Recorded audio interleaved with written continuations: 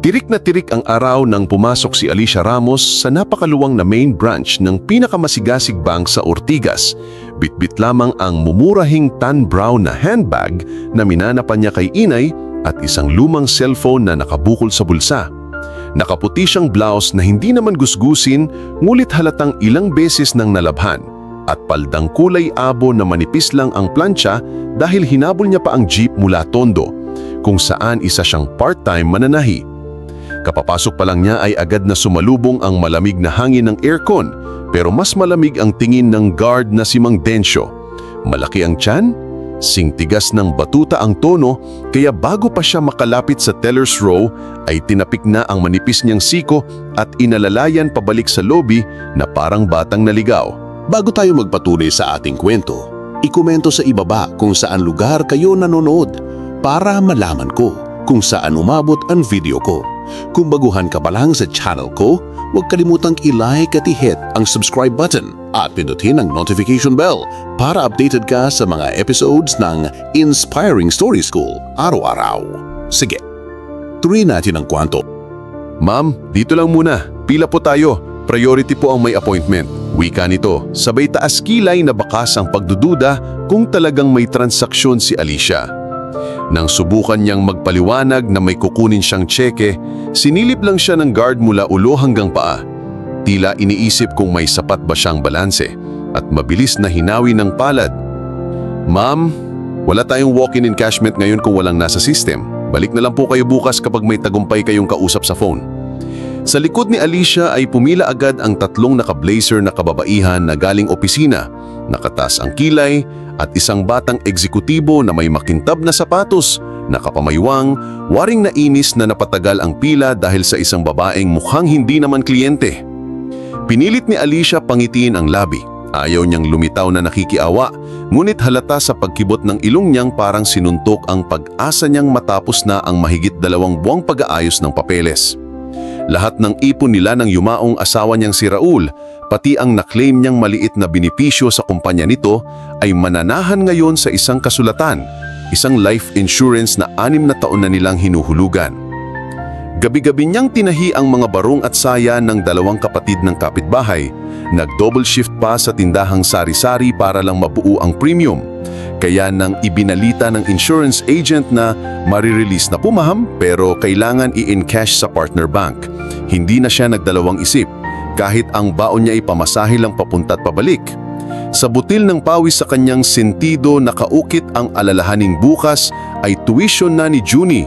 Panganay nilang may scholarship ngulit kailangang mag-down payment sa laboratory fee. Kung hindi, mawawala ang slot.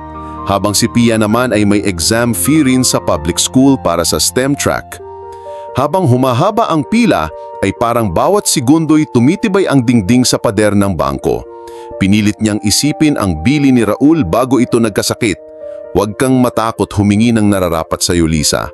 Kahit pasabihin nilang hindi ka bagay sa loob ng marmol na gusali.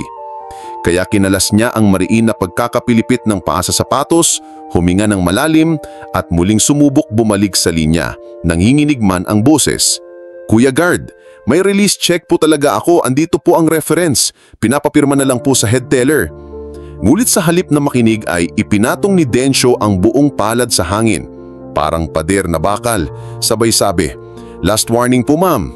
Hindi kami pwedeng abalahin kung wala kayong valid schedule. Baka ma-security risk pa tayo." Binitawan niya ang salitang security risk na parang kutsilyo. Naglaglagan tuloy ang tingin ng mga taong nasa likod. "Oo nga kuya, baka scam lang," bulong ng babaeng nakakulay beige na blazer, sabay irap. "Unahin niyo kami, may lunch meeting pa." Reklamo ng lalaking may suot na iWatch. Humigpit ang sikmura ni Alicia hindi dahil sa hiya, kundi dahil sa nag-uumapaw na takot. Kapag hindi niya nakuha ang pera mayong araw, tiyak mapuputol ang kurban ng pangarap ng anak niya. Napapikit siya. Inalala ang rosaryo na nakatago sa bag at sa muling pagdilat ay parang dinidiktahan ng kapalaran ang gagawin. Nilaglak niya sa pinakamababang bulsa ang puting envelope na hindi naluluktot kahit nakaipit sa payong. Ang Certificate of Full Settlement mula sa Sun Valley Life Insurance. May naka-emboss na foil stamp at pirma ng Senior Vice President. Hindi niya pa ito inilalabas dahil pinayuhan siyang i-present lang daw sa manager. Pero ngayon, wala na siyang ibang bala. Muling lumapit, naninginig ngunit buo ang loob at sa mahinang tinig, parang panata sa misa. Sinabi, "Sir, kapag hindi niyo po ako pinasok, malalagay sa alanganin ang partnership ninyo sa Sun Valley Life Insurance dahil ako po ang primary beneficiary at ito ang release order."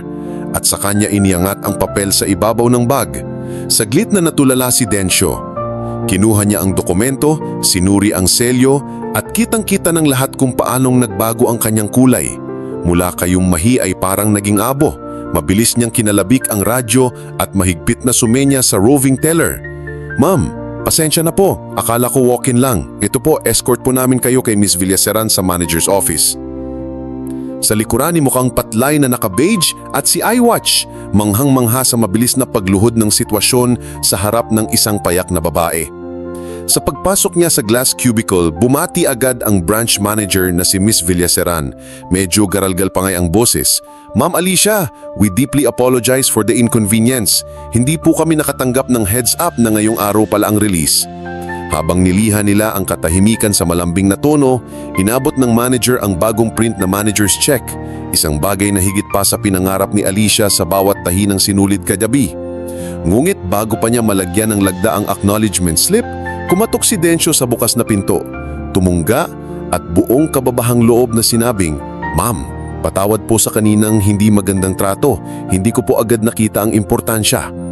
Umangat ang manager, sumang-ayon at napatingin sa security card list.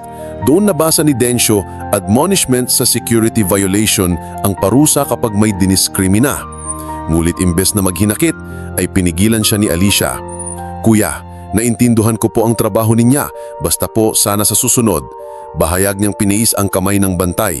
"Hayaan niyo pong magsalita muna ang simpleng ganito, bago kayo maghusga." May kislap na napigtal sa mata ni Dencio, tumungga ng mariin at nagsaludo. Isang pagsaludo hindi sa ranggo, kundi sa tibay ng imanakip na babae. Sa labas ng cubicle, nagkaguluhan na ang pila. "Anong nangyari? VIP pala?" tanong ng isa. Ang kabilang teller nagkukwentong beneficiary raw ito ng ilang milyong piso.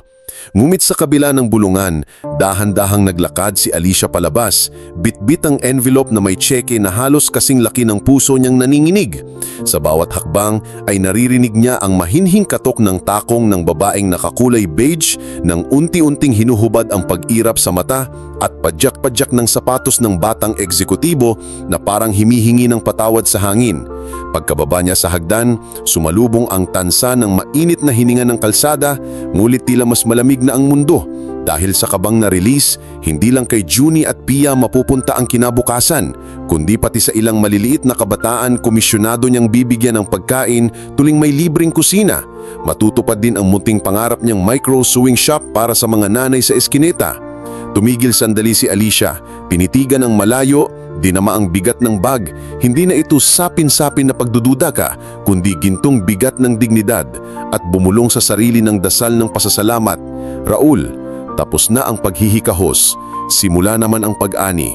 Sa likod ni Alicia ay nakatitig si Dencio sa glass door, nakasapo sa dibdib, hinihigop pa ang huling singaw ng hiya at sa unang pagkakataon sa mahabang karera bilang tagapagbantay ay naunawaan niya na ang pinakamahalagang bantayan ay hindi vault kundi ang pinto ng paggalang sa kapwa.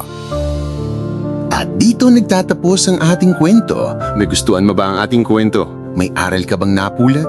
I-comment sa ibaba kung na-enjoy mong kwento natin ngayon, i-hit ang like button at huwag kalimutang mag-subscribe. Ang suporta nyo ay ang inspirasyon ko. Kita-kits bukas ng umaga, kaya stay tuned.